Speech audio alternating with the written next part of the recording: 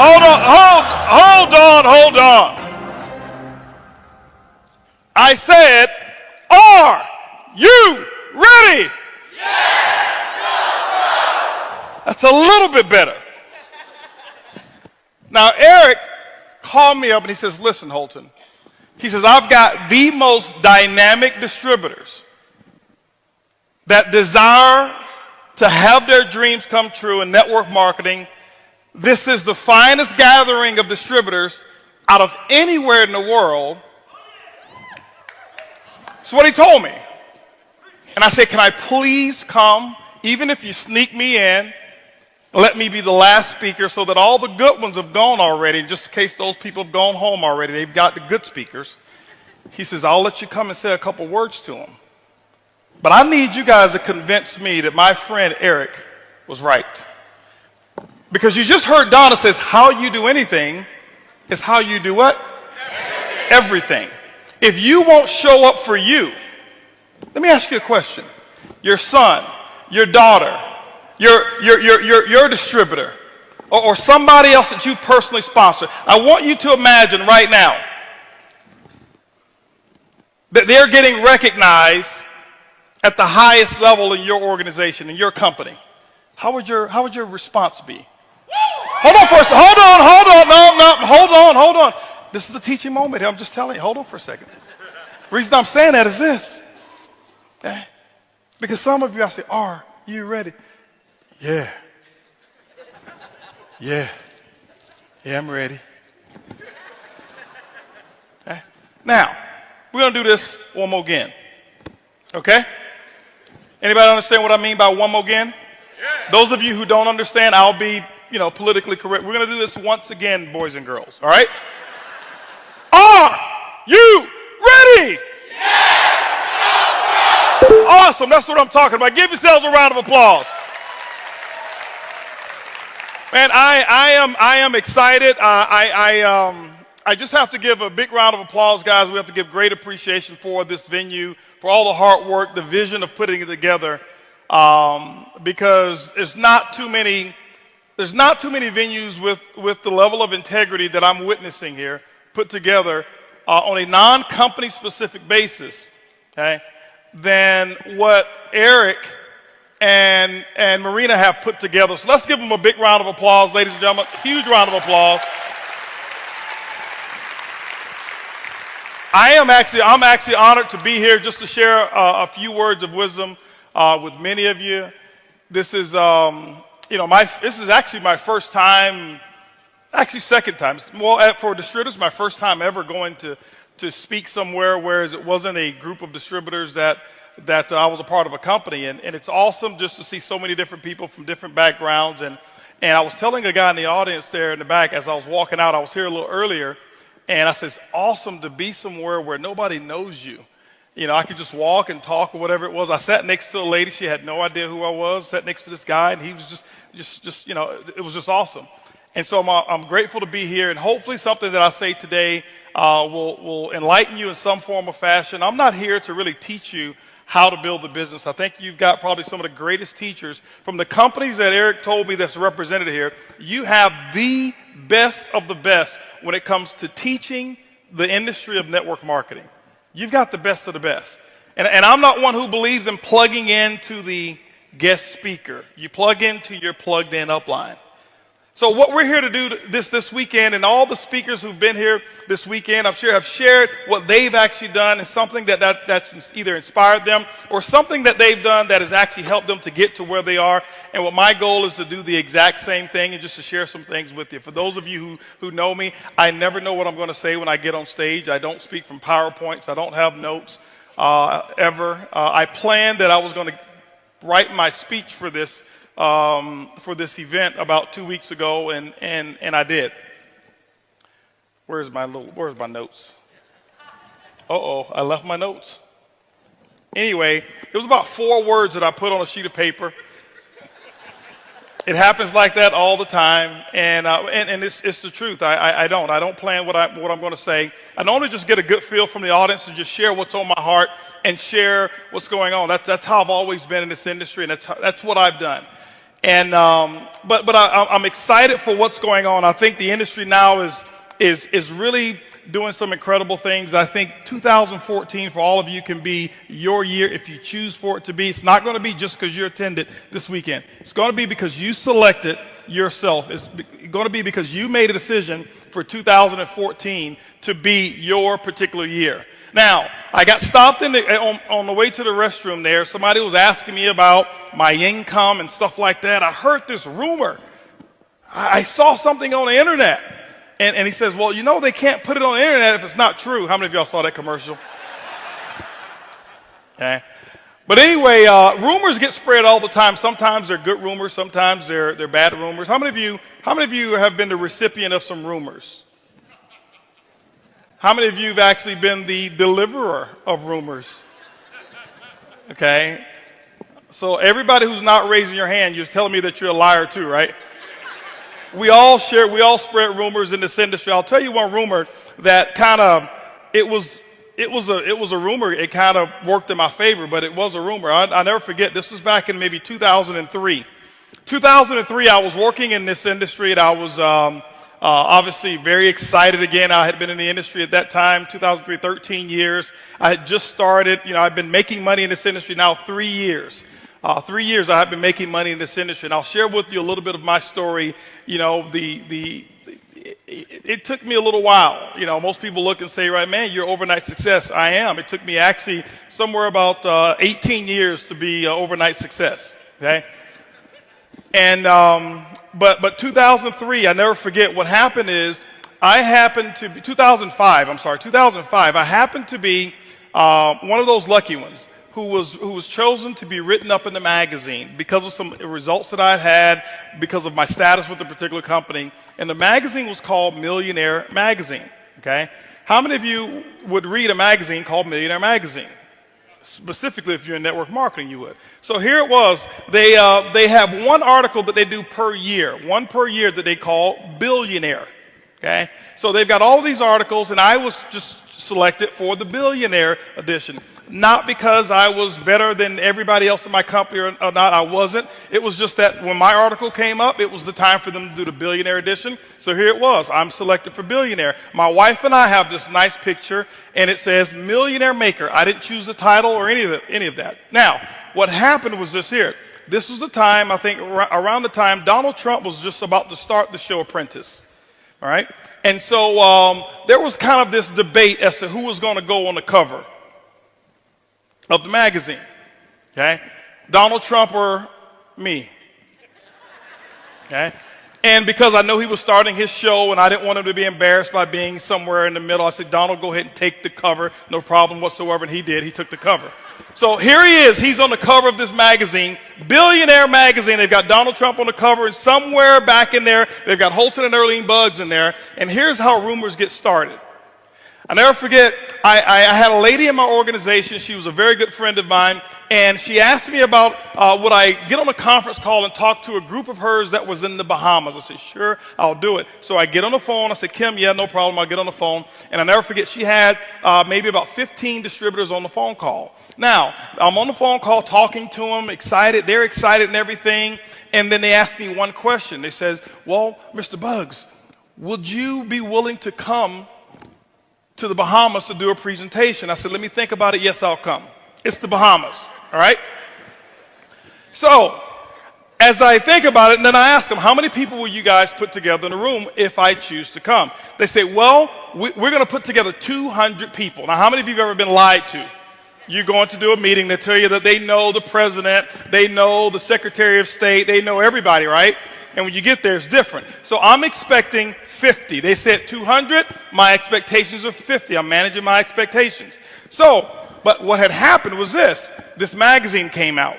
So Kim, this is what she did. I'll never forget, she took a copy of this magazine cover, color copy of the front of the magazine. And then she took my one-page article and she made another copy of it. She put them together, went to wherever, Kinko's, FedEx, whatever it's called now, and she made one little flyer. All right? So you didn't know who was the cover. You flip it over, I'm on the cover. All right? It's only 2 pages anyway. So this is what she did. She took that and she sent that along with a DVD of some presentation I had never seen By the way, don't do that. Check with your upline before you ever send something that they've never seen. But she sent the DVD that I had never seen, along with this one little flyer over to the Bahamas. Here it is. I get to the Bahamas. This is how rumors get started and how they'll mess your entire organization up. All right?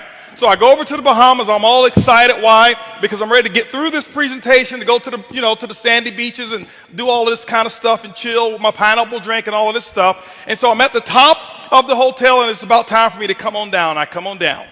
And I come down, I'm all dressed up, and I've got my, I'm ready. I'm ready to take on these 20, 25 people that's showing up, all right? Because I had already kind of, 50 I was expecting. I'm like, it's the Bahamas. I don't know. I haven't talked to these people. They may have 25, 20, but it doesn't matter. I'm going to give my best presentation ever, and then I'm going to the beach. So here it is. I come downstairs, or coming down the escalator, and as I get to the bottom or the top of the escalator, I'm looking down, and it's this huge crowd of people in this one particular ballroom that had multiple rooms, and I knew my room was on the other side. So I go down and I see all of these people, a sea of people at the base of the escalator, and I'm like, okay, what's going on here?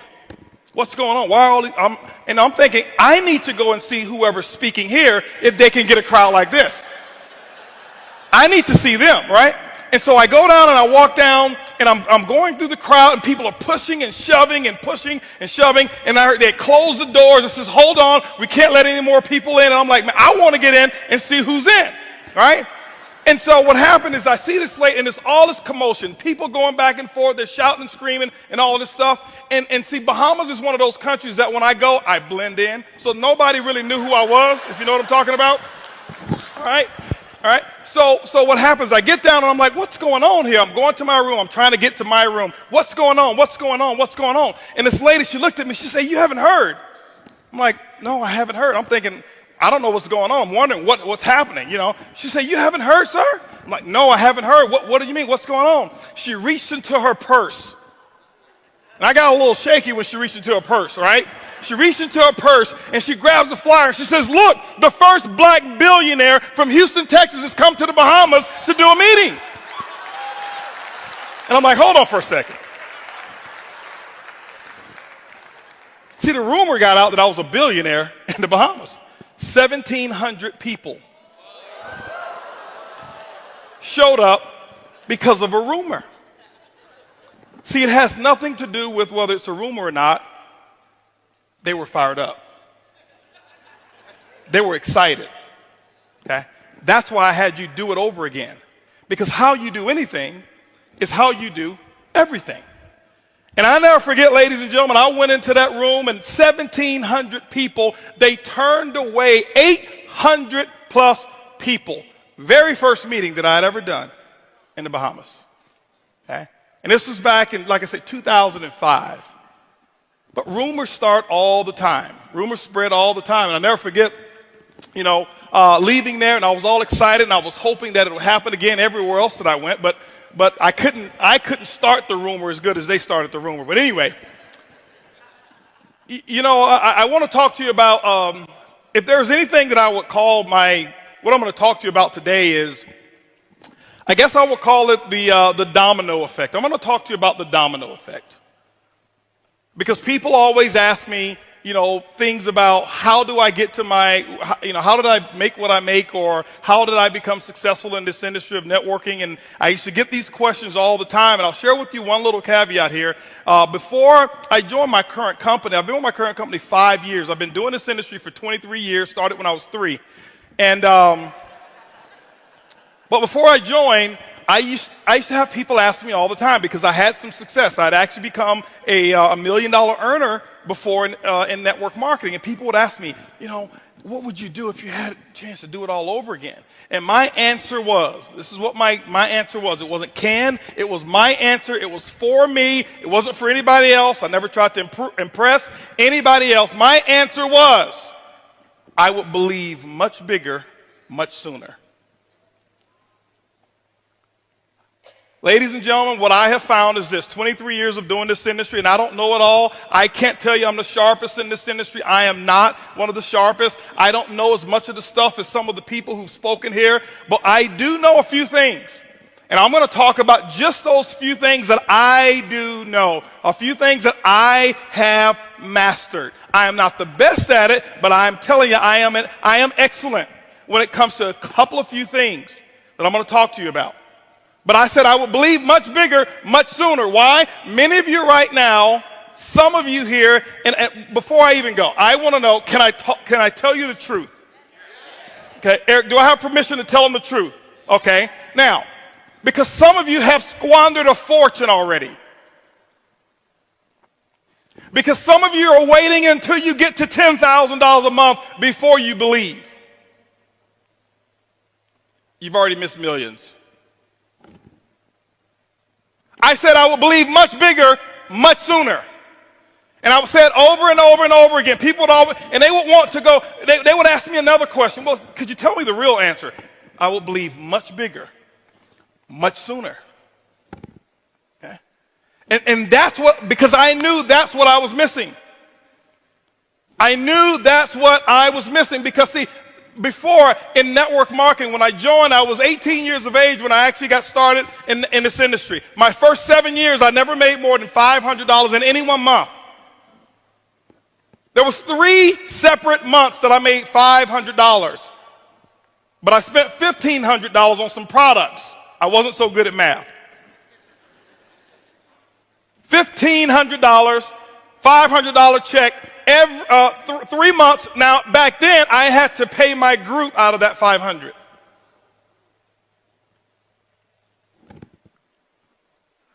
I had a group in 7 years that never totaled 50 people. I'm not talking all 50 in at one time. I'm talking, I averaged about 7 new people joining my company, my organization, per year.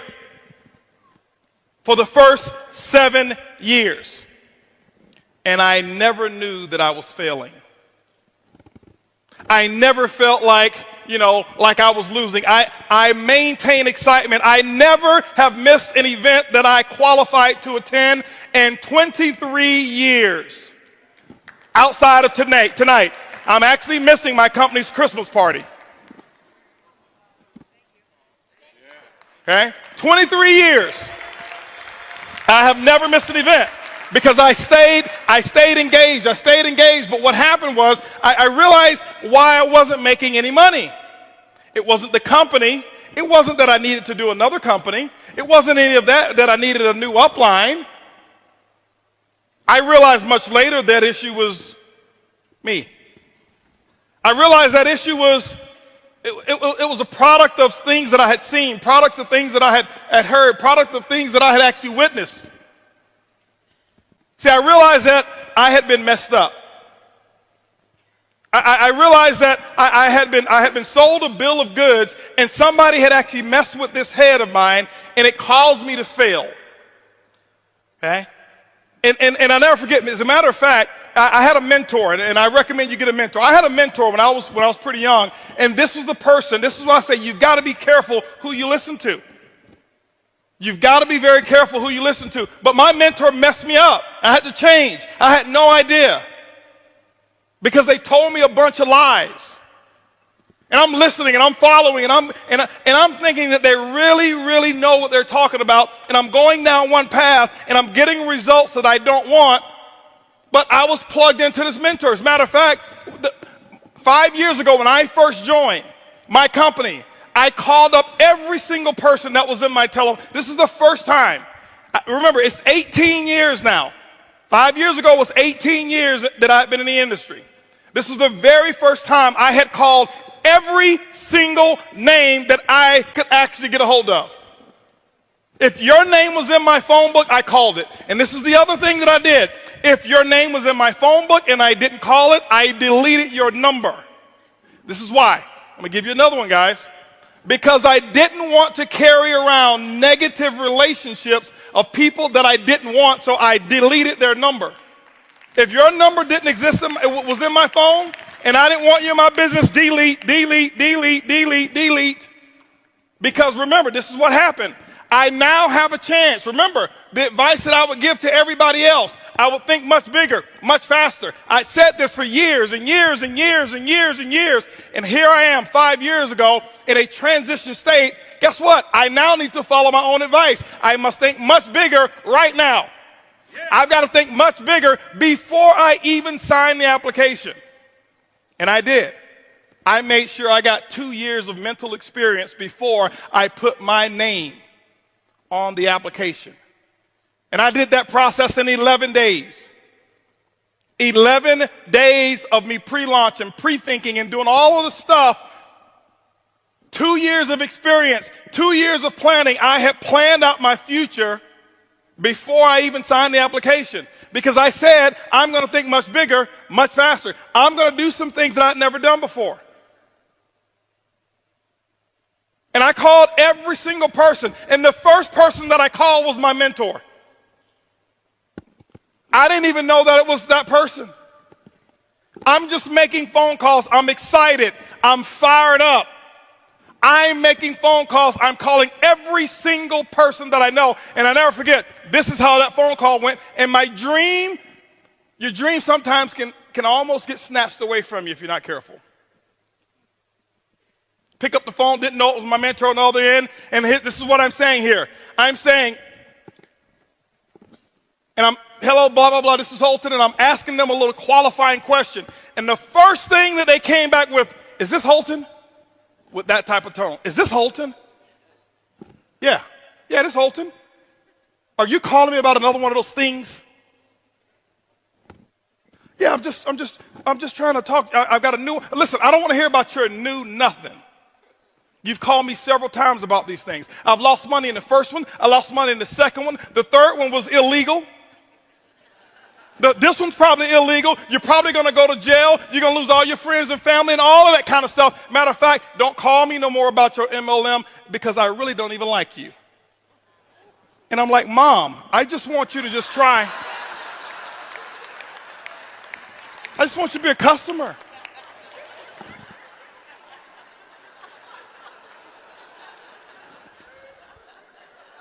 My mom and I, we have a unique relationship, right? So, but anyway, she messed me up. That was my mentor. That's the person who told me a bunch of lies. That's the person who got my head all screwed up because of what we call the politically correct way of doing certain things. That was the person who told me a structured way of living so that I can get an expected result that she had never had. My mom loves me. She loves me dearly. We have an incredible relationship. So I don't want you to think, man, he hates his mom. No, I love her. I just speak the truth. I tell it like it is. But my mom, she prepared me for failure. My mom never made more than $1,300 a month in her entire life. How she's going to teach me how to be a millionaire? But I was listening to her. As a matter of fact, she messed me up pretty big time. How many of you in here are messed up right now? Raise your hands if you're messed up. If you didn't raise your hands, then lets me further know how messed up you are, because you don't even know you're messed up. You think you're the deal, right? No, I'm not messed up. No. My mom's got a college degree, all right? But this is what happened. Let me give you an example here real quick, all right? I'm going to share something with you, okay? And I'm going to share with you why I ended up 7 years, never more than $500 a month. And then I'll share with you how over the last 5 years I've had the results that you heard Curtis just talk about. Now, I am not as good as my results are. I am not that guy. Okay. Some of you may think I am. You may, oh, this guy, he was born with MLM. No. I can't tell you every little secret. I can't tell you every little training topic. I can't tell you every company. I'm really, if you ask people who talk, I'm not a network marketer. I'm not embarrassed. I love our industry. That's why I'm here. I'm a businessman. I happen to use network marketing as a platform to create wealth. I'm a businessman first. Network marketers, you know what they do? They look for other network marketers. They look for other people who've got network marketers to build their group because they don't go out and do it themselves. I'm a businessman. I understand that this industry has the most incredible aspect of leverage to create wealth that I've ever seen before. So I am a business thing. I'm a businessman. Okay? But my mom, she set me up for failure. She used to tell me some things that, you know, just to share with you. Some of you in here probably know my mom. Raise your hands if you know my mom. So only a few people here, 3 or 4 people know my mom.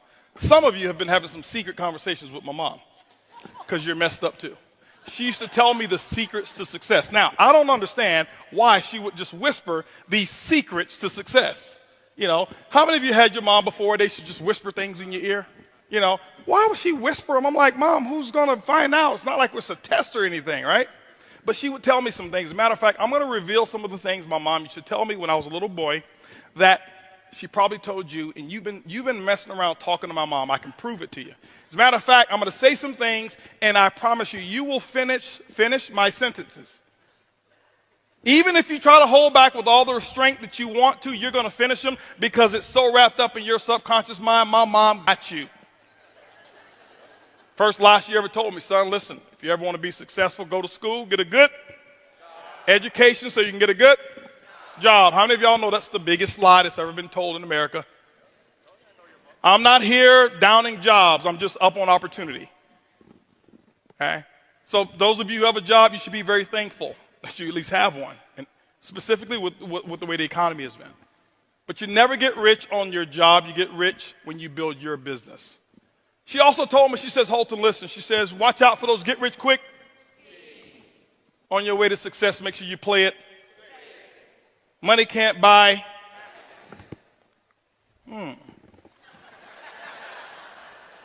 Y'all just don't know where to shop. Good things come to those who? Money don't grow on. All rich people are going to? Eric, did you hear him? I didn't say that, okay? I don't want y'all thinking, you know, Eric, Holton came up here telling everybody going to hell, all right? See, y'all been hanging out with my mom. If it sounds too good to be true, it probably is. See, y'all can repeat those things just like that, okay? It's in your subconscious mind. She messed me up with all of that thinking. So what happens is this. This is why it's been so difficult for some of us in here who have all the skill sets in the world to get to that pinnacle level of success, whatever it is that you call it. It's not necessarily $100,000 a month. It's not necessarily 10,000. Whatever you chose to use this industry for, whatever that peak level is for you, that is your pinnacle. Don't measure it by your neighbors. Don't measure it by your uplines. Don't measure it by mine. That's the biggest issue. Most people in this industry, we compete with people we shouldn't compete with. We compare ourselves to other people. And when you do that, what you're going to do is you're only going to compete against their advantages, and you're going to look at your disadvantages. It will never be equal.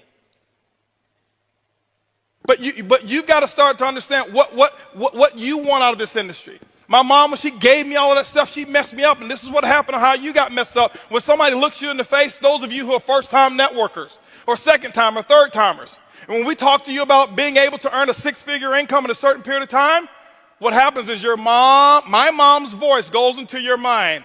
Oh, that must be one of those schemes. He's talking about getting rich quick. Because it's right there in your mind. I had a lady in California. I was doing a presentation, and she stood up. She says, sir, are you talking about one of them get rich quick schemes? I said, ma'am, I sure hope it is. You ever try getting rich slow?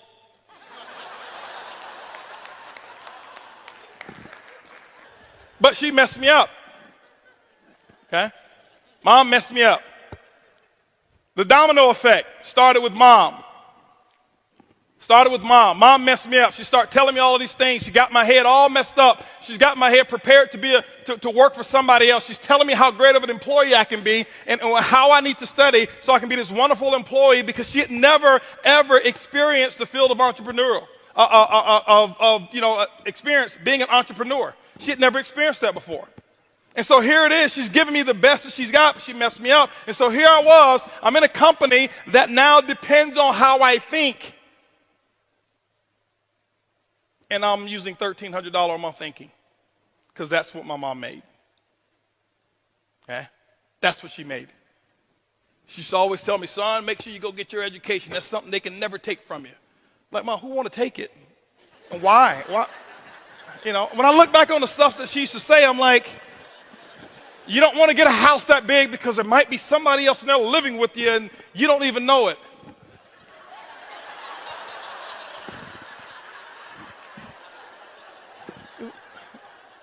What are you talking about?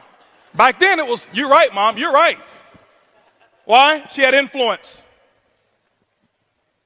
So ladies and gentlemen, the domino effect started with the people that have an influence in your life. It may be your mom, it may be your dad, it may be your sister, your brother, it may be your pastor, it may be your coworker, it may be your best friend, it may be your husband, it may be your wife. I don't know who it is, but it starts with someone. You've got to be able to take inventory and recognize and identify who am I patterning my thinking after? I was patterning my thinking after my mom. I was patterning my thinking after a few of my professors. When I got to school, I was the first person in my family to go to college. And I'll never forget, I used to take some engineering classes. And when I was in engineering classes, my professors, because I started network marketing, and I had already sold that, I'd already professed, I am not going to be an engineer. I was just getting through that stuff because I knew I was going to be an entrepreneur. Once I went to that meeting and I saw all of those people in there dressed up, and they talking about, I'm a retired pharmacist and retired this and retired that, and I'm like, nobody's ever told me about this. I'm going to do this. And so my professor, he used to always joke and laugh about me being an entrepreneur all the time. Okay? So my professor had a little influence on me because he was having me question whether or not I should go down this path or whether I should be the world's greatest engineer. Okay? But ladies and gentlemen, this is the thing here. I want you to understand something. See, the things that you're thinking, it comes from those people that you've been associating with. I had to learn the art of disassociation or limited association. This is what I had to learn. I had to start with my family as well. Thank you, Craig. I appreciate that. I had to start with some of my family members. I didn't understand this my first 7 years. I thought that I could stay who I was and that the universe was going to allow income and increases to come to me even though I was not willing to change. I've now learned the art or learned the principles that govern the building of wealth, and it's very simple. And I don't want to profess that just getting involved, you're going to become an overnight millionaire. No. That doesn't happen like that. Doesn't happen that way. Yeah, you can start making money pretty fast in this industry. The technology today, and you should expect to make money fast. Faster. Okay? Faster. Don't think fast money is bad money. And don't think slow money is always good money. Okay? I read a book called Speed Wealth by T. Harv Eker. He says, whatever it is that you're doing, if it takes you longer than 2 to 5 years to earn $1 million a year, you're doing it the wrong way. It changed my entire life because I started reading from other people now because here's my thinking. It should take me 7, 8, 9, 10, 15 years so that I can make full-time income. Why? 7 years, never made more than $500 a month because my thought process, my upline, the people that were my sponsors and my sponsors' sponsors, all of them were in that, were what I call those average thinkers. I was in an environment where losing was accepted as winning. I'm not putting them down. I'm just speaking the truth today. To them, it was just, now, here it was. I'm in a company. I'm seeing other people in this company get involved. After I had been in 2, 3, 4 years, and they're retiring, I can't even pay my gas bill with my commissions. Something's wrong with that picture. It wasn't them. It wasn't the company. It was me. Thinking. How did I think? So, ladies and gentlemen, your thought process, you're going to have to change your thought process. You're going to have to alter the way that you think. My goal today in the next few minutes here is just to give you what I call a conscious interrupt. How many of you have ever heard, an object in motion will continue in that same motion unless interrupted by an outside force or object, right? I learned a few things in college, right? Same thing. An object in motion, well, a thought in motion, because a thought is nothing but energy. If you've read The Law of Success, you start reading and hearing, understanding what a thought really is. Napoleon Hill breaks it down. He talks about its ether, and it just continues. Well, a thought in motion will continue in that same motion unless interrupted by an outside force or object. One of the first people that I got introduced to that really changed my way of thinking, that I realized, wow, this is a much bigger industry. Wow, there's a lot of stuff that I thought that I knew that I really don't even know, is one of my best friends in the world and my best friend in network marketing, and that's Lisa Grossman. I'm telling you, this lady here, she changed She probably doesn't remember. I remember we got on the telephone one that she had no idea who I was at the time. And I've got a group of my people on the phone. I'm listening to her and she's talking. And I'm like, this lady knows what she's talking about. And I had no idea, but I knew she knew. Okay? I knew that she knew. This is one of the people I trust. This is the only person in network marketing I trust with my bank account. She's never, ever, ever talked about money with me. Ever. She makes a lot. We've never had a discussion about it. It's always about other people.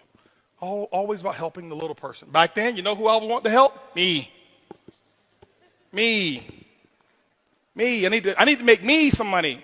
I am the little people.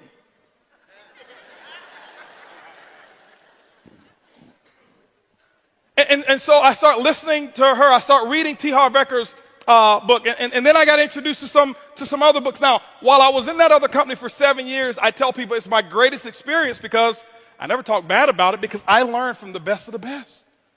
I learned culture. I learned I learned how to have people where you can't cut them out with a chainsaw.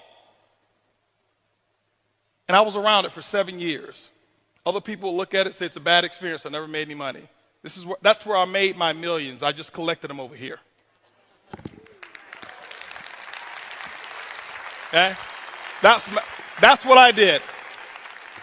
And so I start to change the way that I think, my thought process. I start to change the way that I think. Why? Because if you start to alter the way that you think, you will start changing the things that you say. I practice disassociation or limited access. I had my family and I told them, I said, listen, I'm sorry, Mom, but I got to put a 5-minute limit time on our conversation because I knew where it was going to go. I love you, but I cannot talk to you for longer than 5 minutes. Okay? Because I was not going to allow anybody to come between me and my dreams. Not my mom, not my dad, nobody.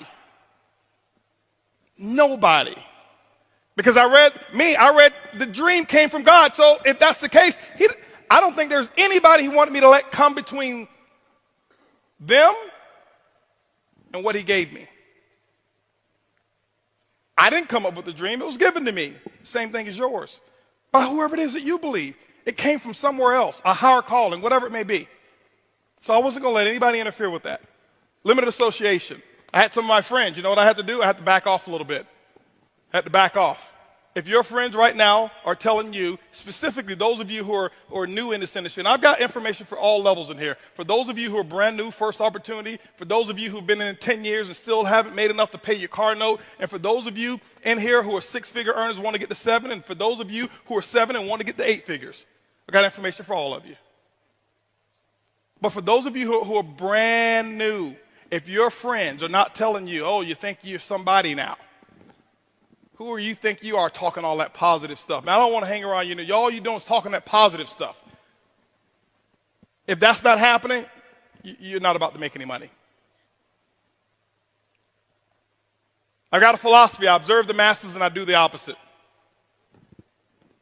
Why? Because everybody doing something, that means that that's an average action. I had to learn how to remove average from my actions, from my vocabulary. Now remember, I'm saying all of this stuff. I'm not better than you. I want you to understand where I started. I started with not even being able to make $500 a month, 7 years. Okay? But I had to practice limited association. Now, I don't say it for applause. I appreciate that, but I don't say it for applause. I say it because I want to give to you, because I wanted people to give to me so bad. I want to talk about being able to receive as well, and being able to receive information and the level of hunger that you've got to have so that you can really manage your own expectations to determine whether or not what it is that you really want is what you really want. Because some of you say things to impress the person who's sitting next to you, and that's not what you want, and you'll never go out and do what I'm talking about to get it if you're saying what you're saying to impress somebody else. The books start with why. It's very important. Most people, when we talk about let's get to some other stuff. Show me how. How is only 5%. 5%. I took everything that I knew, all the strategies, all of the technique. You can ask somebody, I took all the technique, ladies and gentlemen. When I started my new opportunity, I threw every one of them out of the window. Because I knew technique wasn't what I needed to teach first. Why? I had to identify with it. Limited association, I had to change that. I had to start listening to some different people. And this is what was going on while those 7 years that I was not making money, I was getting myself prepared. I was so glad, just like I heard Brian McMillan up here. First time I've ever seen him. We've talked for years. Never seen him before until I saw him on stage here. But we've talked for years, but I heard him say his first 6 companies, you know what, he didn't quit either. That's why he's where he is. That's why he makes the money he makes. He didn't quit. I didn't quit. Those 7 years, you know what I did? I learned the importance of books. I learned the importance of tapes. And I can tell you what I did. People say, well, you must be lucky. You got in first? Oh, you had a group of people to transfer over. That's what it was. Don't think so. As a matter of fact, this is what I did. I didn't want them. Held a conference call. 2 of them are sitting in here right now. Held a conference call with them, and 16 of my I had 32 frontline, and 16 of them were still active. I held a conference call, told all of them, stay where you are. Please, you're probably better off where you are. Where I am going is going to be the biggest thing I've ever done in my life, and I can't have negativity along with me while I accomplish it. Stay. And guess what? They listened to me. They stayed where they were and didn't follow. Great. Until they start hearing. But limited association. But I learned the art of listening to tapes, and I learned the art of reading books, and I start getting into books, and I'm a slow reader. I don't like to read. I do it anyway, but I'm a very slow reader. I sit there, and I'm one of those ADD. I sit there, and I'm thinking about, you know, who's on my list, and it's 30 minutes later, and I'm still on the same page. And I used to get frustrated because I see all of these speed readers. Oh yeah, I read 3 books this week, and I'm like,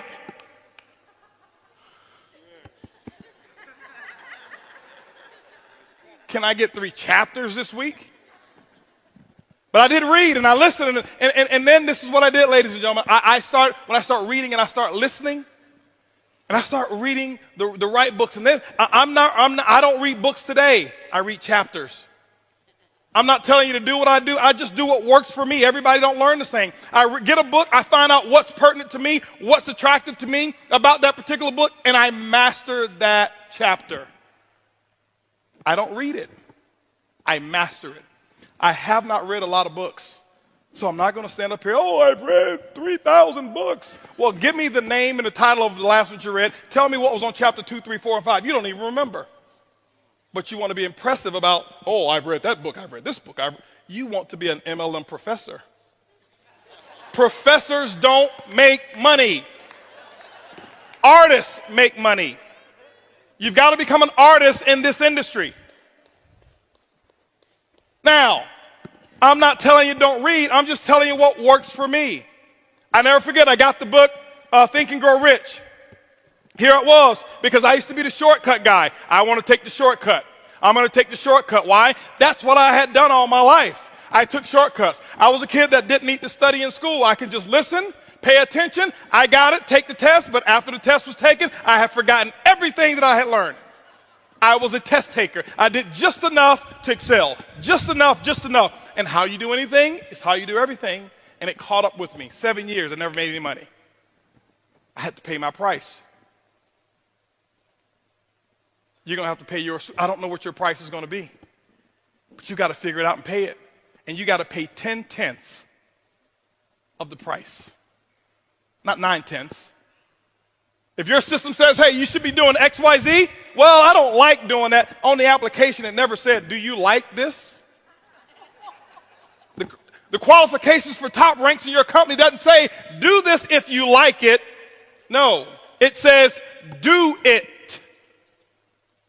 That's what I had to do. And I had to start listening, and this is what I did.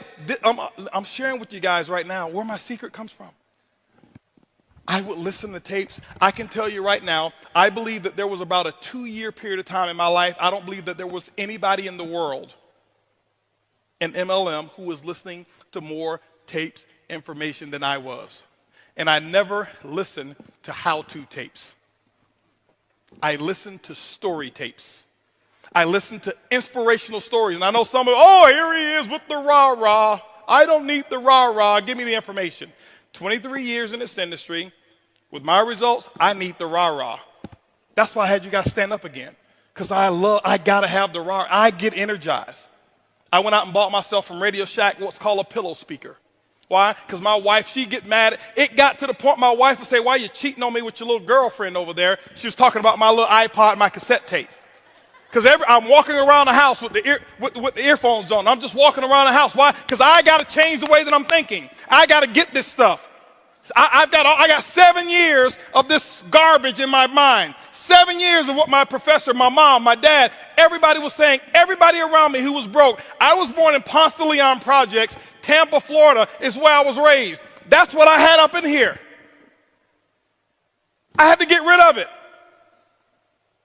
And what I would do is I learned the subconscious mind never sleeps, so I take my pillow speaker from Radio Shack. They still sell them to this day. A little disc speaker like this, it's got about 50 holes in it, and you put it up under the pillow. And you know sound is nothing but airwaves, air vibration. And that vibration would go through the pillow. My head would be on the pillow. I can hear it clear as a bell. Earlene couldn't hear a thing. And every day for 2 years, as soon as I hit the bed, my head hit the bed, I couldn't wait to go to sleep because I couldn't wait to learn. I was going out and I was getting that good feeling of what it took to be a champion. You gotta live how it feels to be a champion before you ever do it. You've got to practice it. You're not just going to wake up one day and say, I'm a 6-figure earner, and I've never even thought of what it was going to be like to be one. It doesn't happen that way. This is a profession. You've got to look at it as a profession. That's what I did. I had a philosophy. If I was sitting, I was reading. If I was driving, I was listening. I became fanatical about learning and hearing the stories of other champions in this industry. One story that really inspired me, and I'll tell you why I even chose the company I chose today, was, I don't know if he's here. I met him one time. He has no idea how he changed my entire life. A gentleman by the name of Jeff Roberti. And it wasn't something that he had actually really said to me. I'm listening to one of his tapes. That's how I knew who he was. And I happened to be at Siesta Key, Florida. I'm on the beach there, and I'm with the CEO of another company there at that time. And we're sitting there walking in front. I see this house, and I said, man, it's a pretty cool house. He said, yeah, that's Jeff Roberti's house. I said, I know that guy. I listened to one of his tapes before. And it was a tape that somebody else, that Jeff had spoken somewhere, and they recorded it, whatever it was. And I had this tape, and I listened to that tape. And I listened over and over and over and over and over and over and over and over and over again. I still do it to this day. To this day, I still go on eBay right now, and I outbid anybody on tapes from a particular company from the year of 1977 and 1981. You won't outbid. I bid $1,000. Nobody even thinks about it anymore. Why? Oh, he bid $1,000. It's made me millions. You think I'm going to play around? Oh, let me just try to outbid him by $1. No. And I pay somebody to take it from tape, transfer it to CD so I can download it on my iPod. Why? Because I know where I get it from. But he said something, and the guy this is what he told me. It changed my life. I'm telling you, I know for a fact there's certain people who've come into my life that's made a major impact. Most of them don't even know me. My first 2 mentors in this industry, I've never shaken their hands. Ever. They have no idea I exist. But I know everything about their entire family. If I walked up to them and tell them all the things that I knew, they think I was stalking them. I have never got close enough to shake their hand. Never, ever, ever. But I was talking, and I said, he told me, this is Jeff's house right here. I said, yeah, I know this guy. I heard about this guy. Yeah, listen. I said, how many people does he have in his group? Now, here's another thing. Here's probably a rumor that worked for me. I don't care if he was even lying. This is what the guy said. I said, how many people does he have in his group?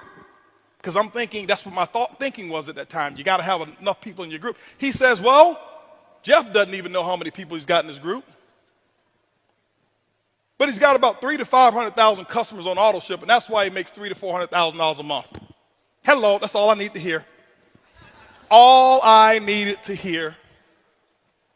300,000 to 400,000 customers on auto ship. See, because I had never in the last 10 or 15, 20 years heard or been exposed to anybody talking about recruiting from the company that he was a part of. And he's making that. Oh, okay. See, that was one of those moments where I said, just impact. A thought in motion continues in the same motion unless interrupted by an outside force and object. My thought process now had been deterred. And I start listening and reading more books and reading more tapes, and listening to more tapes and reading. Why? Because I had to change my thinking. And once you change your thinking, the domino effect from your thinking is that you'll now change the things that you start saying. I can listen to somebody for 5 minutes and I can tell whether or not you will be a long-term six-figure earner. Anybody can do it for a year or two. Anybody. That's simple. Oh, I made 6 figures. Did you? How long are you going to keep it? How long is it going to stay? I can get enough people to jump in any opportunity, make 100 grand. How long is it going to stay? See, when I heard his story, he had been doing it for a while. There were people making more money than him, but his was long term. Met him one time. He still probably don't even know who I am. Met him, shook his hand in Dallas, Texas, told him thank you for what you. He had no idea what I was talking about. Thank you for doing what you've done. You have no idea how you've impacted my life.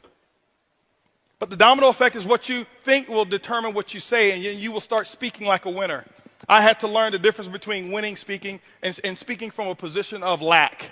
I had to have an abundance mentality and start thinking and start saying the things that I wanted versus saying the things that I believed or saying the things that I had. Coming to the meeting this week? Well, I'm going to try. No, you're not going to win this year. I can tell right now. Man, why don't people show up for my meetings when I invite? Nope, you aren't there yet. Well, I invited 10, but only 8 showed up. You have no idea how you're succeeding, but you're not going to make it. Not right now. Not forever, just not right now. Right? Oh, well, you know what? Yeah, you know what? That company over there, our company is better, and this is why you should join because that company, I can tell you all the negative things about that company. You're not going to win long term. Ever. Because you're going to attract people who are just like you. You cannot win. That's one philosophy I have that I teach in our culture. Never, ever, never, ever, ever, ever say another negative thing about another company or another distributor. I don't care what they've done. I don't care what's happened. I see some people and it turns my stomach when a company's having issues and they get excited and they start going after that company's distributor. It turns my stomach. That's the reflection that you want our industry to have. Oh, they're weak, so you're going to go and attack. That's what you're going to do? No, I promise you guys, it doesn't come that way. I've tried that before. I'm not here to pot calling the kettle black. I'm telling you the dumb, stupid things that I used to do until I learned. I wanted See, there's a difference between short-term pleasure and long-term happiness. I wanted happiness. I've had short-term pleasure. I've gotten involved in companies and my first time ever making money in this industry, 90 days after I was in one company, I was at 20 grand a week. Wow, right? Lasted for 4 months. There's no wow now, is it? No. I wanted to do this one time. I wanted the dream that that this industry offers. So you can't go out there talking bad about everybody else and stuff like that. And oh, look at him. This is what he did, and this is what. No, you be strong enough for who you are. I'm telling you this, guys, because it's up to you guys in this room to campaign this. And if you want to, you can actually change the image of our industry if you wanted to. You can do it. I'm telling you. You can. Okay? And so I started changing the things that I was saying, and I start saying stuff now that sounded foreign to everybody else. My mom used to call me, or friends used to call me, hey, Holton, how's it going? It's incredible. Hold on, where'd you get that from? Because, you see, you call folks in my family, how you doing? Fair to middling. If I had your hand, I'd cut mine off. I'm doing all right. Yeah. That used to be me. Why? Because that's who I was around. Those were influential people in my life, so I did what they did. Okay. Holton, you going to be at the meeting? Absolutely. I've already bought my ticket. I became an affirmative person. I start speaking the things that I want to speak. And then I bought another book. It's called What to Say When You Talk to Yourself, Dr. Shad Hemstetler. I bought the book. I downloaded the tape. I studied it. Didn't read the whole book. Because it would take me probably 4 years. I didn't have that type of time.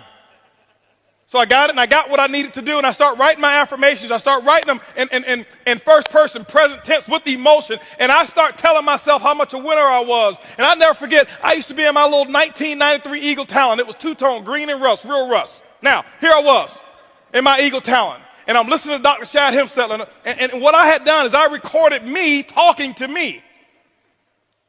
It's weird at first. I'm telling myself a pack of lies. I'm telling myself I'm awesome. I'm telling myself I'm $1 million a month earner. I'm telling myself all of these stuff. That was a bunch of pack of lies. And I'm sitting there at the car, and I'll never forget, here I am. I'm in this car. People thought I was crazy because I'm sitting there, and I'm just talking with emotion. I'm just talking, and I'm just talking. And there was no cell phones to my ear, no earpiece. I'm just talking. And they look at me.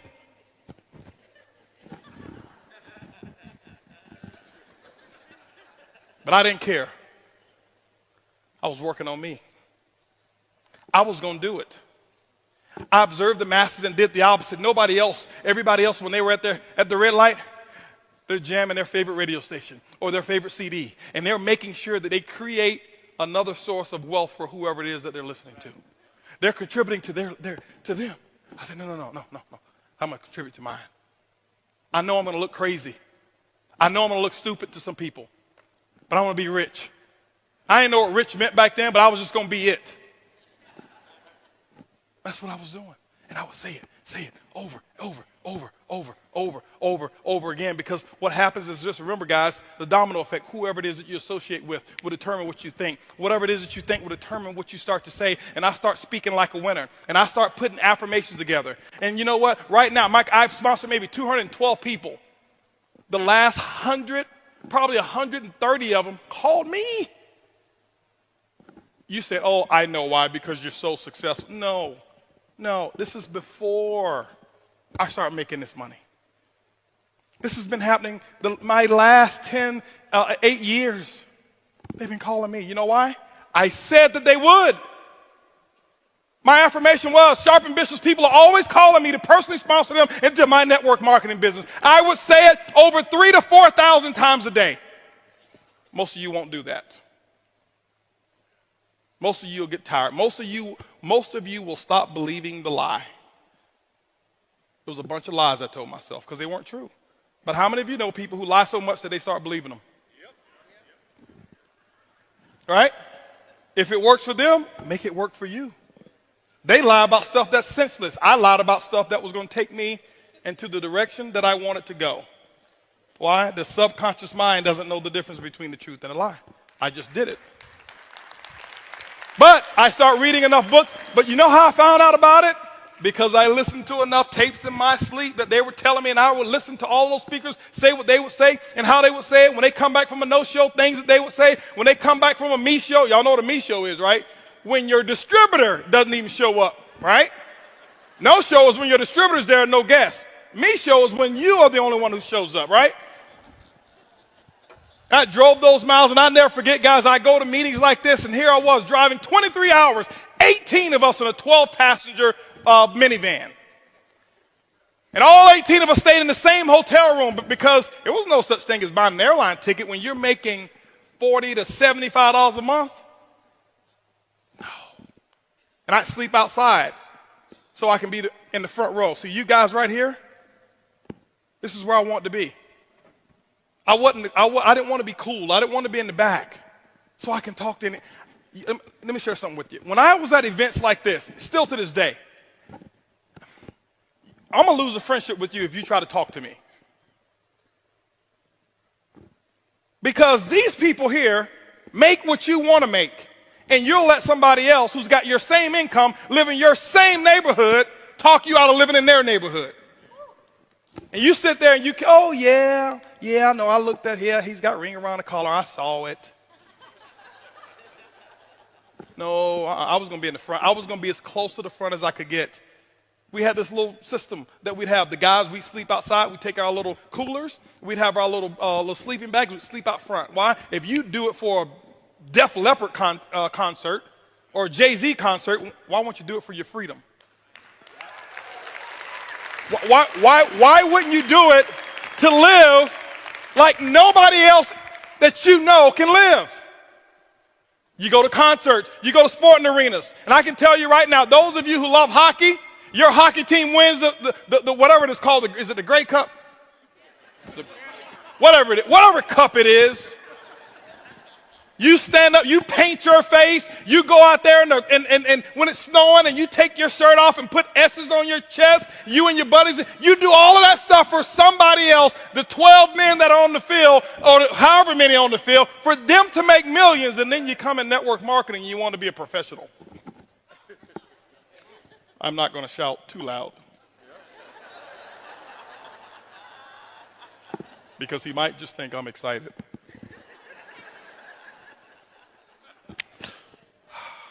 I observed the masters and I did the opposite. That used to be me. I cared so much about what other people said until I started looking at my bank account. And they didn't care about my bank account. But you got to start changing what you say. You got to start saying the things that you want. You got to start speaking it in advance. Ladies and gentlemen, those who know me, you ask Lisa, you ask Eric, I live in the future. I have trained myself so well. Right now, it's boring. This is boring. Today, not this event. The present is boring to me. I never live in the present anymore. It took me years to do it. I always live in the future. You can do the same thing. Remember, $500 a month, 7 years. Not more than 50 people in 7 years of my group. Changed my thought process. Changed the people I was around. It dominoed effect and changed my thought. Changed my thought process. I start saying some different things. I know I've got to be wrapping it up. They didn't have a time thing on me. I'm probably well over. No, you're not. Okay. All right. No problem. Now, but I want to be respectful. I want to be respectful for Eric. Okay. Wow. So I changed that stuff, and I start seeing small differences, not in my income. It didn't change. Income is not a measure of success. It's not. Or it's not the ultimate measure of success. It is one of those little check marks. You gotta be making some money now. I ain't getting this for friends. I'm good on friends. Okay? I need to make some money. You need to make some money too. And don't be embarrassed about wanting to make money. Y'all say I can be real. It really just turns me something. Why'd you get in? I just want to help people. Now, hold on, because I got a lot of helpers out here who really want to help people. And I'm not putting them down, but I just want to help people. Well, when's the last time you shared your product? Well, and you want to help people? How'd you get in? Well, I got a foundation that I want to support. How many people have you called on your list? Well, most of them, I don't think that they will want to do this. You got a foundation you want to support? Yeah? No, you got to change that. Stop allowing people to make you feel guilty about wanting to get rich. Trust me, I've been on both sides. I highly recommend the rich side. It comes highly recommended. I'm just letting you know, all right? I'm just telling you, it's okay. all right?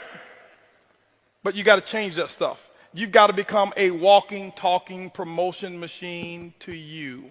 I was the Don King for Holton Buggs. I promoted me so, I was so awesome to me in my mind, I never told anybody else how awesome I was. Because they don't believe you anyway. I still to this day don't. Because to me, I got a few friends that I love getting back around. We call ourselves the Wolf Pack. It's 5 of us. These are my high school buddies. They never went out, made a lot of money. It was negative to me or whatever, but we get together maybe 2 times a year, limited association, 2 times a year, okay? You know why I love getting around them? Because I'm not Mr. Buggs to them. I'm Mr. Buggs to most people in my group, and I am, the MLM guru to a lot of folk. That's not who I am. I'm me. That's just who I am. And you've got to figure out who it is who do you want to be? See, when you get free, that's when you can become who you want to become. I never was me until I got free. When somebody else was signing my paycheck, I couldn't do what I want to do. I couldn't wake up the time I want to wake up. I couldn't go to bed when I want to go to bed. Couldn't vacate when I want to vacate. By the way, rich people don't take vacations. They just live their life in a different part of the world when they choose to. Because what are you vacating from? We ain't vacating from nothing, right? Some people, it gets on them when I say rich and stuff like that. I speak a lot so I can really get under some people's skin. Why? Because that's going to provoke you to start thinking. But rich to me is not about money. You know, my wife has never seen our back office, ever. Ever. She has no idea how much money we make. She just knows how much taxes we pay. $4.5 million in taxes last year.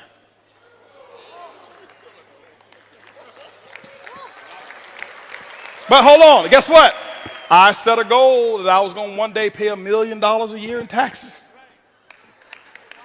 I spoke it. I was talking it. I was talking about it all the time. I sold myself on everything that I'm doing today because I started to learn how to speak, what to say to myself. I was the most important person that I was going to be talking to. 70% of the conversations that you've ever had in your life is between you and you. So guess what? If you're not getting your results, you talked yourself out of it. If I can talk myself out of it, I can talk myself into it. That's all I did. I don't have I don't have a fancy system, and I don't know much about the internet. And I think it's great, all the different methods, because people who've spoken up here, they've done it. I just don't know how to do it. I can barely check an email. My biggest secret? How many of y'all want to know what my biggest secret is? I'm going to tell you what my biggest secret is. What my secret system. You cannot out-friend me. See, nobody's writing that down because, but if I tell you 4 steps to recruiting, you write it all down. You can't out-friend me. I don't have a database of people. Never have. I've never had a listing of the people in my organization, ever. Don't need it. I never plan on calling them. But you see, these 2 people right here, nobody's ever been a friend to them like I have, ever. Ever. I have a saying in my business, you want to build a diamond ship, better build a friendship. You're not going to out-friend me. See, somebody else can get you on Facebook and do all of this stuff and get you to jump over, but they can't you can't out-friend. They can do that. Somebody else can do a better Facebook message or better system and get you to, because that one looks better. But I'm going to make sure that, now, I'm not saying that everybody that I'm a friend to understands how to be a friend to me. But them being a friend to me has nothing to do with my responsibility of being a friend to them. See, I know that's not that hypey stuff that you expected. It's my secret sauce. It's not a skill set. It's not a technique. I don't use it as a technique. It's real. It's the real deal. I'm going to make sure that if it ever comes to a decision of who gave the most, it's always going to be me who gave the most. I'm always going to tell them the truth even if they don't like it. I'm always going to be there and just do what I know I should do regardless of what they've done to me. Got two guys right here talked about me like a dog when I joined my current company. There were two on my call who stayed. When I remember I told everybody stay, those two stayed. He ain't gonna do it. I can't believe it. Now, before I was a hero. Now that I've chosen something else, he ain't gonna do it. It's gonna crash. It's gonna burn. It's whatever it was. I knew all the things that they were saying. It had nothing to do with me. As soon as my phone rang, he called me up. He says, hey, man, we need to talk. Let's talk. And I've been a friend to him ever since. I learned that in that company I never made any money in. I got one of my best friends in this business. He was making about $500 a month when he joined my company. Right, $500 a month. And he's doing pretty well now. Okay. I know for a fact you can write him a check for $20 million. No, let's just say 100. Because he makes $20 million every 4 years. So let's say 100. He ain't gonna budge. I know it for a fact. You know why? I never wanted his CV. I never wanted his volume. I never wanted his people. I just wanted to be friends with him and his wife. Let me ask you a question. Do you even know the names of the kids of your front line? Or you know their ID number and how to get into their back office to check their volume? I'm telling you right now how to build a dynasty. I'm telling you right now how to keep something strong. Hey, come on over here. Let me introduce you to my downline. I hope I'm not stepping on toes, but don't say that. Who wants to be the downline?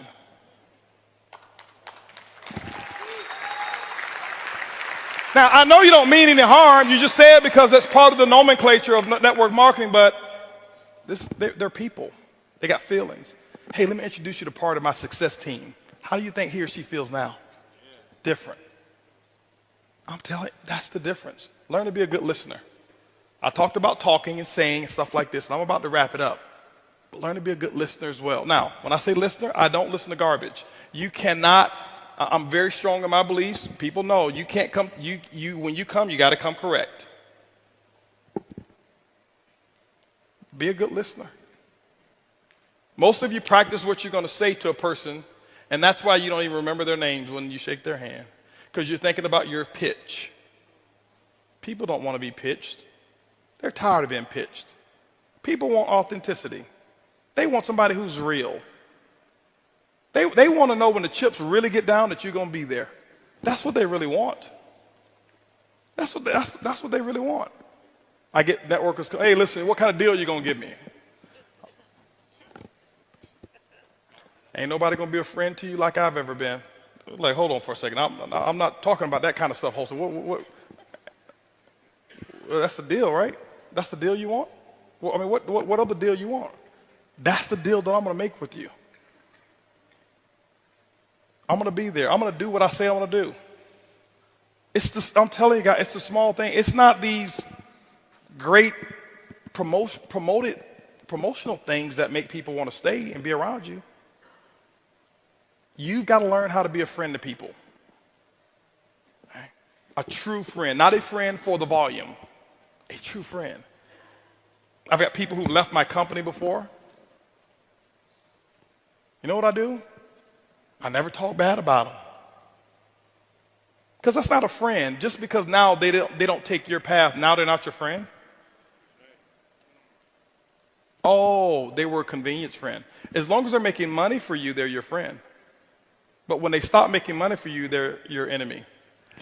No, that's not a good philosophy. My philosophy is this: just because you don't take my road don't mean that you got lost. I always tell them, hey, listen, keep me up to date on your success. Hopefully you do extremely well.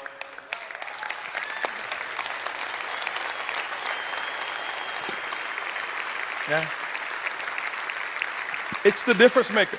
But see, this is why, as Curtis mentioned to you, I started with non-networkers when I built my current company. Before, I was a networker guy. I started with people who don't understand the bad culture that I used to promote. I started with people with a blank canvas. And I taught them what we know. I saw another one of my guys over there. First-time networker. I'm not going to call his name. First-time networker. He used to be an engineer too. He's making $170-something thousand a month. 20 months ago, he was at 20 grand a month. First-time networker. He only knows the way I teach it now. So anybody else come with something different, it doesn't faze him because he's learned. He's so locked into his upline. They're so strongly. I'm telling you guys, this, if you want to make the real, this is what it is. Here. That's the truth. I spent too many years messing organizations up. I know. So don't think, oh, he's built it because he got lucky or he was the first one. There were 6,000 people in my current company before I joined. I wasn't first.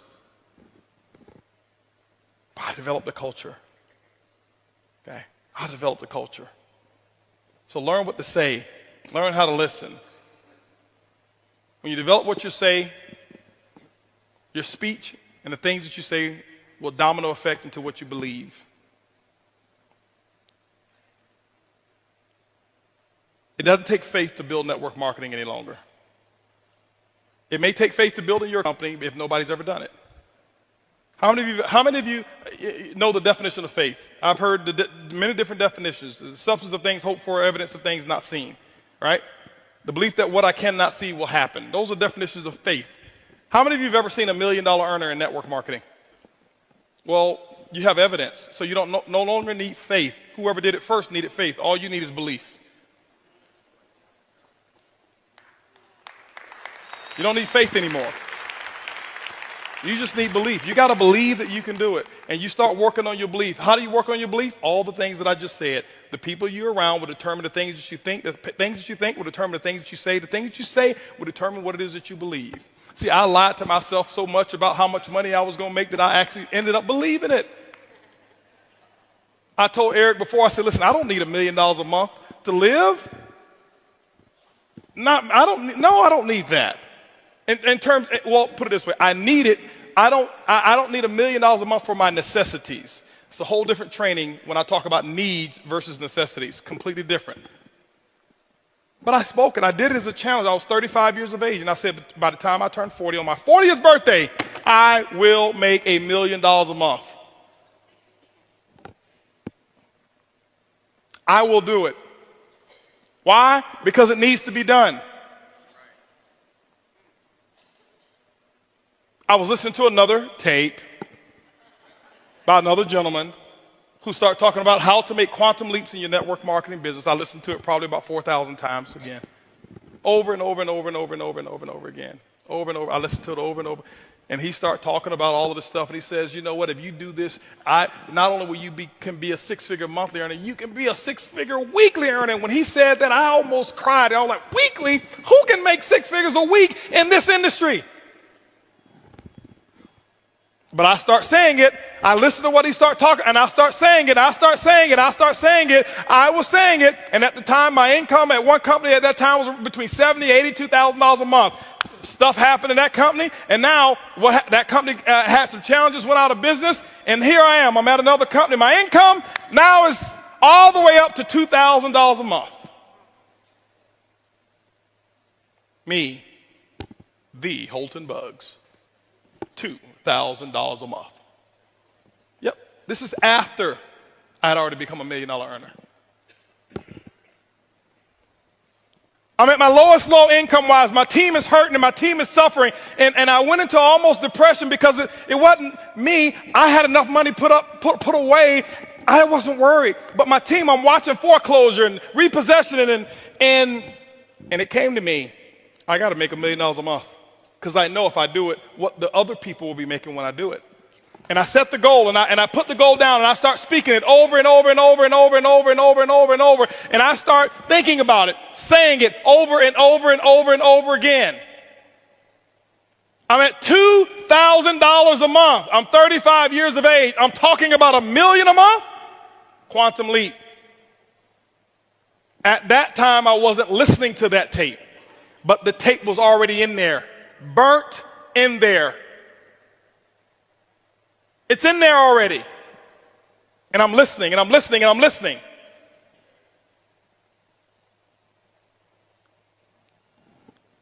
"35 years of age. My birthday is September 26th. My goal was to hit it by September. September come. Didn't hit it.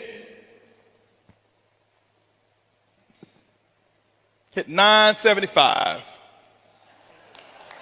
Hold on. I'm not saying if, no, listen. I'm just telling, get the principle. Forget about the money. I'm only talking about the money so that you understand what I'm talking about. Honestly, I don't even care about the money anymore. I don't. I did before, okay? I don't anymore. So September come, I missed it. November came, I hit it. Then I went back and looked at the exact month that I set the goal. It was November in the first place. I hit it exactly when I said I was going to do it. Exactly when I said I was going to do it. I told Eric one of my other goals, because I set a goal 2010. This is what I set a goal for, and I'm wrapping this up here. This is what I set the goal. I said, listen, I never forget. I started 2011. I listened to somebody. I listened to Jay-Z do an interview. I forgot the guy. It's the Screen Editors Guild or something like that. When the guy sits up and it's nothing but black, and they got the actors out there. Is that what it is? Actor Studio. Did you see the Jay-Z portion? I saw Jay-Z up there, and when I look at anything, I look for the lesson. And I heard Jay-Z say one thing, that he wanted to make something, turn the ordinary into extraordinary. I didn't need to see no more. I watched it for an hour and a half. I didn't need to see no more. That became my theme. 2010 is when I saw it. 2011, I'm doing a conference call. I'm telling everybody, get prepared. We're going to make the ordinary extraordinary. We're going to make the unusual usual. We're going to make what's abnormal normal. We're going to think bigger than we ever have. Yeah, we've done great so far. We've done some good things, but we are going to go out there and make this happen. We're going to set the new level for what's normal. It needs to be that way. I never forget, $10,000 a month used to be the big deal in network marketing. Oh, I'm a 5-figure monthly earner. Then it became, I make $100,000 a year. That was the big deal. After $100,000 a year, it became, I'm a multiple 6-figure earner. The bar kept raising, multiple 6-figure earner. Then it became, I'm a $100,000 a month earner. Whoa, $100,000 a month? And this is what I've realized, ladies and gentlemen. I did my study, and I found out what happened and why it wasn't people making things happen. Typically what happens is this. In most companies, you'll find 1, 2, maybe 3 6-figure monthly earners. And it stops. Not because of the opportunity is bad. They stop growing. They stop thinking. They put a lid on the group. And the 6-figure earner became the big guy or the big lady. And it stops with 2 to maybe 3 of them. And I said, it's not going to happen over here. We're going to think extraordinary. And that was when I had my $1 million a month goal in as well, and all that kind of stuff. And ladies, and now I've created a culture whereas if you're making, we don't put anybody, you can make $20 a month, and we celebrate your success because you earned it. But I can tell you right now, you've got to create a culture in your team, in your company, where the ego doesn't get in the way. You got $40,000 a month earners in some companies that I've been a part of. They walk, where's my chariot to bring me into the meeting? You know I don't walk in without 2 people over here throwing flowers at my feet. I made $40,000 last month.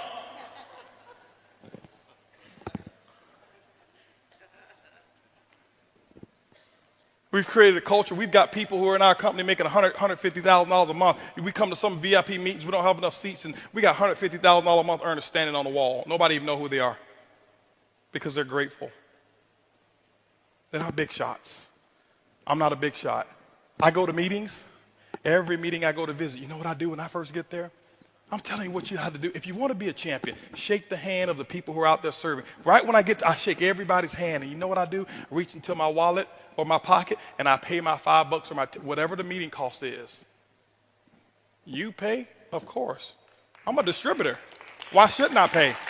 Oh, I'm $100,000 a month. I walk in, I shouldn't have to pay. Why not? You've already set a bad example in your company. See, those 30 out of the 40 plus people making that money, the $100,000 a month, 35 of them have never made any money in their life. They don't know any other way. They don't feel entitled. They don't feel entitled. But you got to start believing it. Once you start believing, you got to put the actions in. You got to do the work. Whatever the work is, you got to put the work in. Put the work in. This is network marketing. It's not net sit marketing. It's not net play marketing. It's not net think about it marketing. It's not net one day I'll get to it marketing. It's net work marketing. And most people miss the W, the work part. Network marketing. I worked my butt off. I can tell you right now. Now, remember, it's not just work. You've got to be productive, not just active. You got to be productive. I'll tell you why I make what I make today. I'm gonna write this down. This is my schedule when I first started. Okay, my first day. It was because of what I did day one, not because of what I've done over the last 2 years. I set the example. See, everybody want to take notes now. You see, I've already said the most. You didn't write notes when I said they won't outfriend me. That's more important than what I'm going to put on the board right now. But see, anything that's skill related, we want to take notes. Anything that's really inspiration related, that really matters, we don't. Don't worry, my group's the same way. It's not just you. First day, this is what I did, ladies and gentlemen. Work. Why? I knew. Remember I told you I got to believe much bigger, much faster. I only set 2 income goals or 3 income goals since I've been in my company. Sorry to talk about that company. But anyway, set 3 income goals since I started. My first goal was my first week. My first week's goal was to make $70,000 my first week. Yes, $70,000 was my first week's income goal. I missed it, didn't make it. Make $25,830. But it didn't matter. That was my goal. My second goal, 18-month goal, $250,000 a month. Missed that one too. Hit 249. Why? Your business should be predictable. This is a business. I know my business. You got to know your company and your business. I know my business, and it's just as predictable as Exxon knows how much sales of oil they're going to do in the year 2015, and it hasn't come yet. But if you ask any of the executives, they can tell you with a small margin of error what the results are going to be, because there are certain things that cause a certain effect in the business. You've got to figure that out for your company, but it is predictable. You can't be out there, well, I'm just going to throw enough mud on the wall until it sticks. It doesn't work that way. Eric talked about the 90-day game plan. It's predictable. What are you going to get done in 90 days? This is what I did. Day one, I called that group of 32 people. This is what I told them. It was actually 32 people I've sponsored. I had 16 of them on the call. This is what I told them. I said, listen, my current company, I'm launching tomorrow. If those of you who want to know what I'm doing, be on my conference call tomorrow. They were on my conference call at 10 a.m. 10 a.m., I had 16 people on the call. I explained to them, I said, listen, don't ever ask me anything about our previous company anymore. You've got 24 hours to ask me about that company. I will know that word is no longer in my vocabulary. I never said anything good or bad about the company. I have never left the company and talked bad about them, ever. Didn't matter what took place, okay? Now, and so what happened is this here. I said, guys, listen, you guys are, right now, we're going to do my first, what I call First Movers Advantage conference call. I'm sideways. This way? This better? Okay, here we go. I said I'm going to do my first Movers Advantage conference call. It's going to start at 12 o'clock. Here I am at 10 a.m. This is what I did. You don't have to copy this. This is what I did. Okay, don't write this stuff down. This don't matter. Whatever your method of exposures are, that's what you do. Get with your upline. Get the mentality that I had. Not this, the mentality. So 12 o'clock comes. This is what I did here. I said, guys, listen, out of these 16 people, I said, I suggest you have 10 people on the conference call. They said, well, okay, 12 o'clock when? Next Tuesday? I said, no. Today. Today? 10 people? We only have an hour and a half. I say, exactly. You guys are already in. I got to start making phone calls. Goodbye. How many of you have talked to your prospects about doing a meeting or a call? Well, I've got to give them 36 hours to get the baby. You're not going to win big. Not if you want to launch something. Remember, professionals launch a business. Amateurs join a business. I don't join anything. I am a launcher. I launch. Okay? When you look at Microsoft, did they launch Xbox or did they just announce it? They launched it. Sony, they launched this new PS4, whatever it is, however many millions pre-ordered and sold. They launched it. I'm a businessman. You are a business person. You should launch it. This is what happened. 125 people showed up on that conference call. On that conference call, don't clap. It's not the number. It's the attitude. It's the mentality. My group before, they saw me give people 24, 36 hours to prepare for a stupid conference call. You're sitting at home. You don't need 3 days. If you found a pot of gold and you needed a few friends to come help you get it and they told you can get all that you want, are you going to say, well, I can't call Leroy because he needs 3 days? Leroy, listen, I found a pot of, you better get it. Leroy's like, where is it? I'm putting on my pajamas right now. I'm coming out the door. If you make it important enough. Some of you don't make it important enough. My next call was at 2 o'clock. 2 o'clock, guess what? We had 225 people on the conference call because I told them the exact same thing. I painted the dream. I couldn't even explain the comp plan at all. Didn't know all the details. But what I told those 225 people, I said, listen, you guys are the second people to hear about it. I'm working on something called Project 5,000. 90 days, I want to put 5,000 people in this organization. And nobody has signed up yet. And none of you on this call can sign up either. But we're going to do another conference call. They say when? It's going to be at 4 o'clock. 4 o'clock, I did another conference call. Guess what we had? 435 people on that conference call. That's a lot of activity, isn't it? That was half my day. 6 o'clock. No more conference calls. Did my first home meeting at my house. I'll never forget, I had on a white t-shirt, shorts, flip-flops. Didn't even have time to get dressed. I lost 18 pounds. I thought it was because of our product. That's the testimony I was giving. It was really because I forgot to eat while I was launching. I was so fired up and excited. That's what was happening. 6 o'clock came. This is what I had. I had 25 people show up at my house and say, come on in. Told them about Project 5,000. And I'm sitting there spitting in all this stuff and telling them all about the stuff. Whiteboard, no PowerPoint. Didn't have PowerPoints for 6 months. No PowerPoints. I drew on a board, told them what my vision was, what we were about to accomplish, and that we're about to do the biggest project we've ever done in our lifetime. And if you want to get started, you can. That's what happened. At 7:45, you know what was happening at 7:45? 7:30, my doorbell was ringing with the second group of people that were invited. 35 people showed up at my house. And you know what I told those people here? I said, listen, the first 25, I said, guys, I got to wrap this up. We got another group of people that's coming over here. If you want to get in, you can. But go ahead over here to the dining room. My wife has the applications over there, blah, blah, blah. You can get signed up over there. But I've got another group of people that's coming in, and I can't be late with them. By the way, those of you who go ahead and sign up now, this group that's behind you, they possibly could be in your organization if you go ahead and get in right now. All right? So this is 7:30. Guess what happened at 9 o'clock, ladies and gentlemen? 9 o'clock. Guess what I had? I had another 40 people show up at my house. And I was running shift work. Okay, 10 o'clock, guess what? I did my last meeting for the day, and I think at 10 o'clock I had about 50 people show up at my house, and I'm doing the same thing. I lost my voice. I did that for the first day. You know what my leaders were doing? They're looking at me like, this dude is crazy. I've never seen him like this before. You know why they never seen me like that before? Because I had never done all that I could do. I had never gone all out. I had never sold completely out. It ain't because of what my product is. It ain't because of my comp plan. It's because of what I did day one. I kept this up for 2 weeks straight. This is not including the one-on-ones that I did. This is not including the 3-way calls. This was my schedule every day. Group calls 4 a day, 4 home meetings a day that I was doing every single day. And what I did is I showed them an example, and they went out and they started doing the exact same thing. That's why my results were where they were. My first day, if you count it up, I exposed almost 700 people. I did more in my first 24 hours than some people do all year. It's not because I do magic. It's because of what the math is. It's simple.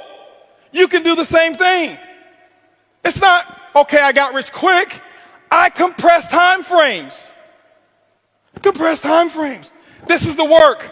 You do the action, and ladies and gentlemen, when you put the action in, whatever your action is, you find out what your mentor or your coach tells you need to do, and that's what you need to do. You put the work in, and don't give any excuses why you can't do it.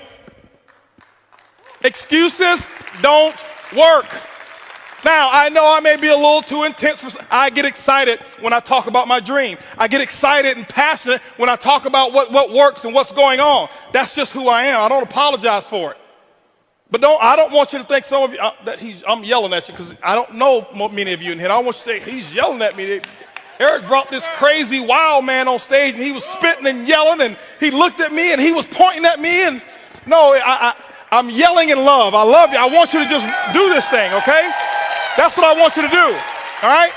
And I promise you, your group, they will catch on. When you do the action, they will follow what you do. They won't listen to what you say. This is what I want you to do real quick. Real quick. I got 2 minutes, real quick. Everybody stand up real quick. I know your butt's been hurting around now. Real quick, stand up real quick. Stretch your arms all the way to the left, all the way to the right. Put your arms behind your back. Put them on your backside. Now pull your underwear out your butt. Wiggle around if you have to real quick, okay? Now I want you to stretch all the way up.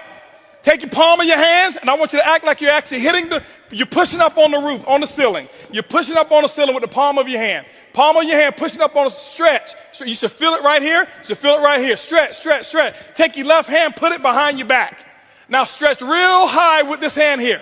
Real high, real high. I want you to take this hand, the right hand. I want you to just close it up like this.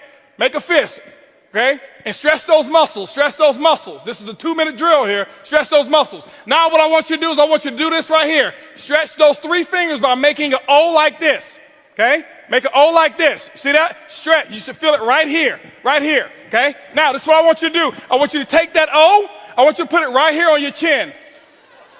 I said your chin. See, people will do what you do, not what you say.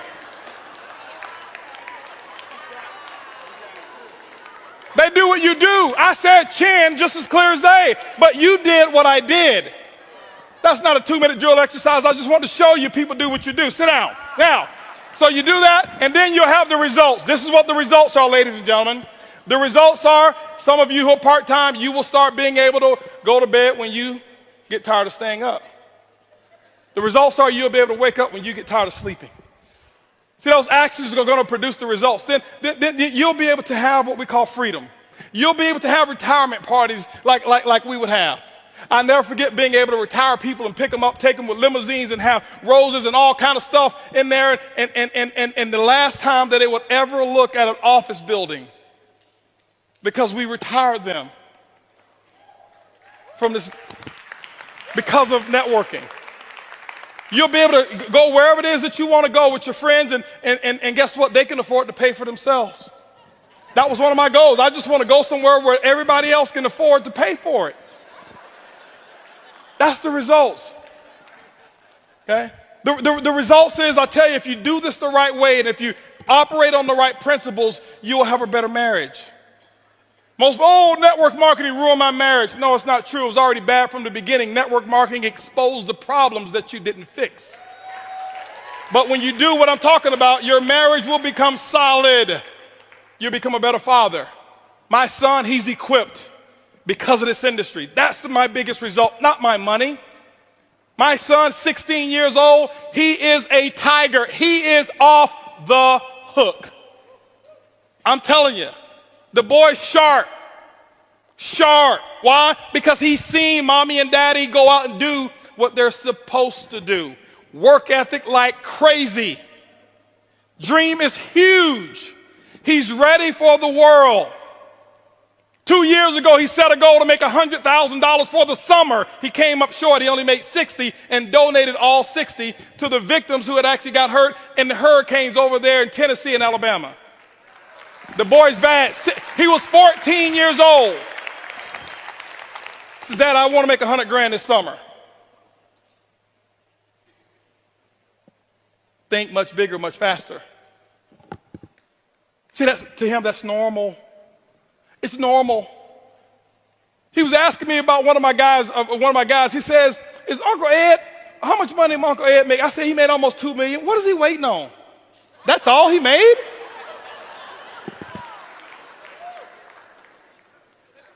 And he's not sarcastic.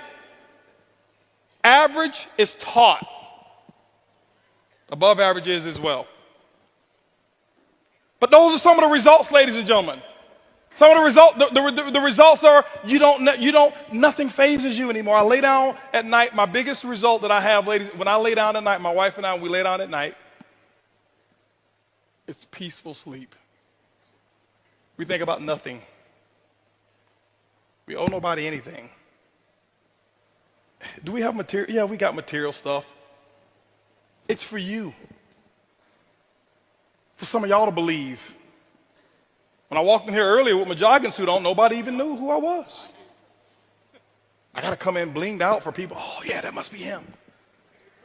I like nice stuff. That don't mean nothing to me. Here right there in California, I never forget, was going to do a meeting. This is the real result. We're going to do a meeting. We bought a house in California for our Black Diamonds, okay? For people who want to come in and be able to just do little whatever it is, nice stuff. We just say, let's do it. 11,000 square feet, 10 bedrooms, 9 bathrooms, no mortgage. It's off the hook. We just put $1 million in the backyard. Okay? That's the results. But we were leaving there to go do a meeting. Guess what happened? We were leaving. We knew we were going to be in the hotel. People were working at the house, so we took all of our jewelry, and we went to go do the meeting. Our hotel wasn't ready, so we went to the shopping mall, left bags in the car, forgot about it. We normally don't leave bags in the car. And guess what happened? Just so happened, our stuff was in the car, and somebody right in front of valet parking stole our stuff. My wife's ring, wedding ring. $370,000 wedding ring. Gone. This watch I got on here, she's got one too. Both of them were gone. Gone. Almost $800,000 worth of stuff stolen. Let me tell you what the results are. Before, I would have had a syllogism. I would have closed them all up. Nobody gonna move until I get my stuff. But because what the results are, I said, honey, listen.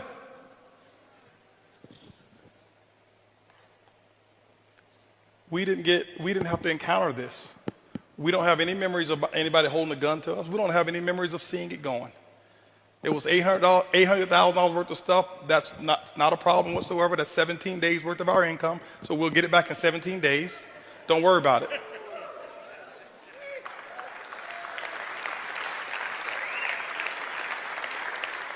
Because now the focus is on more importance. Before, man, it's taking this jacket.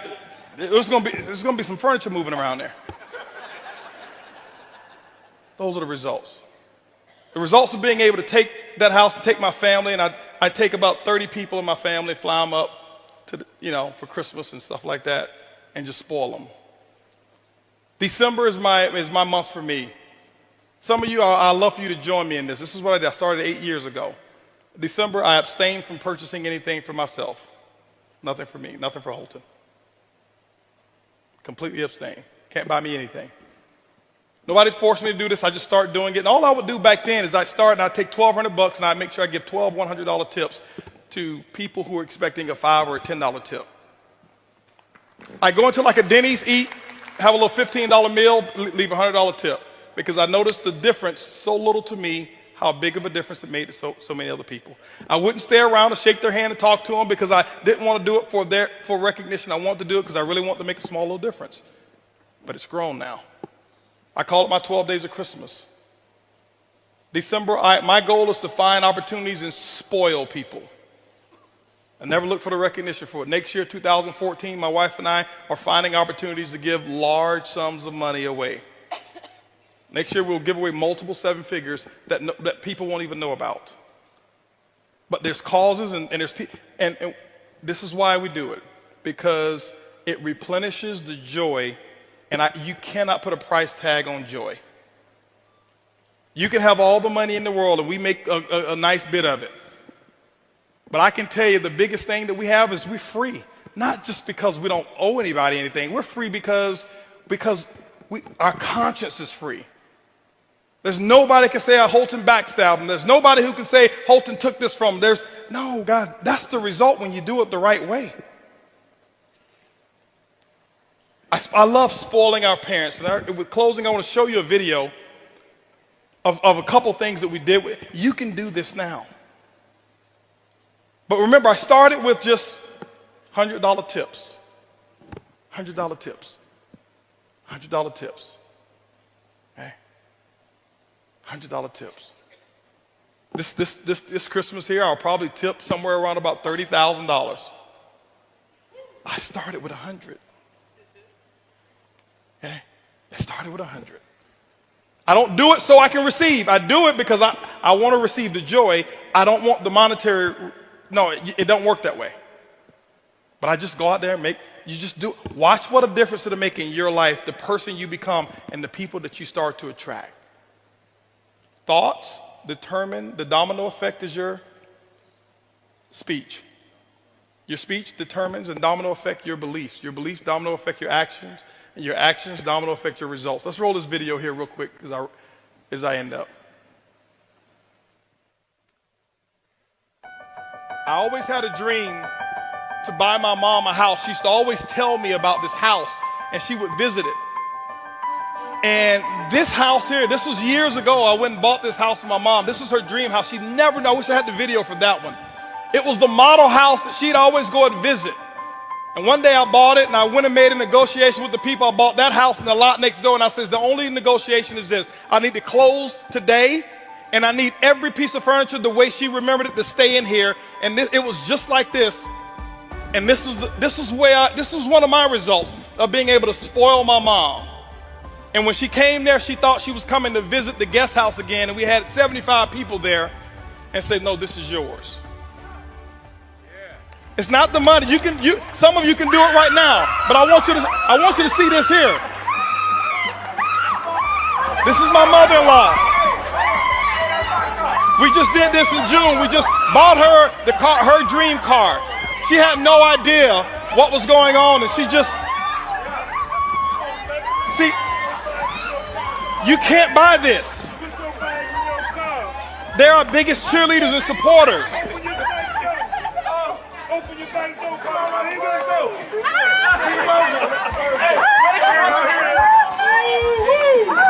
That's the results. When you do it, when you go out there and make the money, these are some of the results. That is one happy moment. It could have been a false horse. I heard nobody that. I heard you was bishop. This is my dad. I just did this 2 weeks ago. He's coming out of the restaurant. We're coming out of Ruth Chris. He had no idea. Limited edition Stingray, 2014 Corvette Stingray. Watch him now, watch him.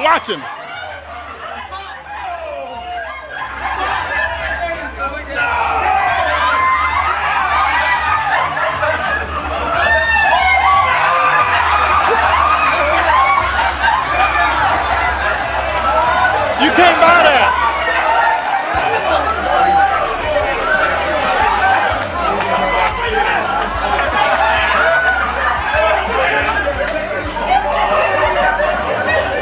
First time I ever saw my dad cry.